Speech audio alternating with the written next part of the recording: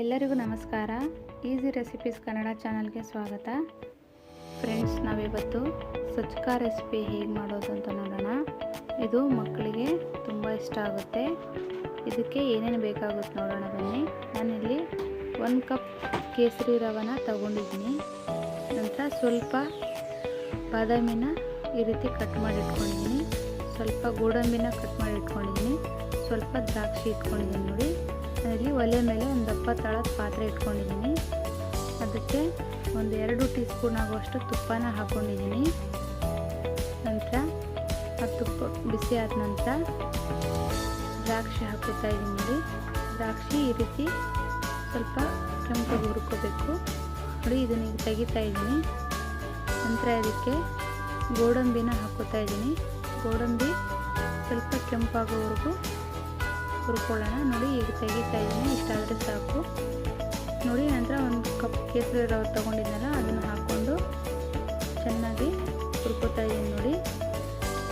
ಎಷ್ಟು ಚೆನ್ನಾಗಿ ಹುರಿತೀವೋ ಅಷ್ಟು ಚೆನ್ನಾಗಿ ಬರುತ್ತೆ. ಅದಕ್ಕೆ ಈಗ ನಾನು ನೀರು ಸೇರಿಸ್ಕೊತಾ ಇದ್ದೀನಿ. ಅರ್ಧ ಲೀಟರಷ್ಟು ನೀರನ್ನು ಸೇರಿಸ್ಕೊಂಡಿದ್ದೀನಿ. ನಂತರ ಚೆನ್ನಾಗಿ ಕೈ ಆಡಿಸ್ಕೋಬೇಕು ನೋಡಿ. ನಾನು ಇದಕ್ಕೆ 1 ಕಪ್ ಬೆಲ್ಲನ ತೊಗೊಂಡಿದ್ದೀನಿ. ಅದನ್ನು ಹಾಕ್ಕೊತಾ ಇದ್ದೀನಿ ನೋಡಿ. 1 ಕಪ್ ರವೆಗೆ 1 ಕಪ್ ಬೆಲ್ಲನ ಹಾಕ್ಕೋತಾ ಇದ್ದೀನಿ. ಚೆನ್ನಾಗಿ ಮಿಕ್ಸ್ ಮಾಡಬೇಕು ಇದನ್ನು ನೋಡಿ. ಮತ್ತೆ ಸ್ವಲ್ಪ ನೀರನ್ನು ಹಾಕ್ಕೋತಾ ಇದ್ದೀನಿ.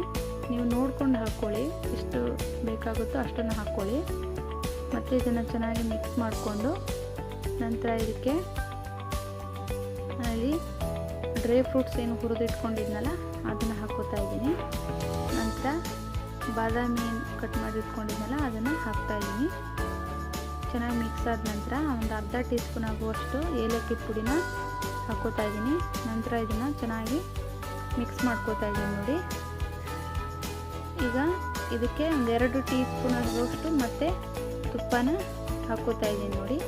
ತುಪ್ಪ ಹಾಕಿ ನಂತರ ಅದನ್ನು ಚೆನ್ನಾಗಿ ಮತ್ತೆ ಇದನ್ನು ಮಿಕ್ಸ್ ಮಾಡ್ಕೋಬೇಕು ನೋಡಿ. ಈ ರೀತಿ ಮಿಕ್ಸ್ ಮಾಡಿದ ನಂತರ ನಾವು ಒಂದು 2 ರಿಂದ 3 ನಿಮಿಷ ಪ್ಲೇಟ್ನ ಮುಚ್ಚಿ ಬಿಟ್ಟರೆ ಸಾಕು ನೋಡಿ. ಪ್ಲೇಟ್ನ ಮುಚ್ತಾ ಇದ್ದೀನಿ ನೋಡಿ. ಇದಾಗಿದೆ.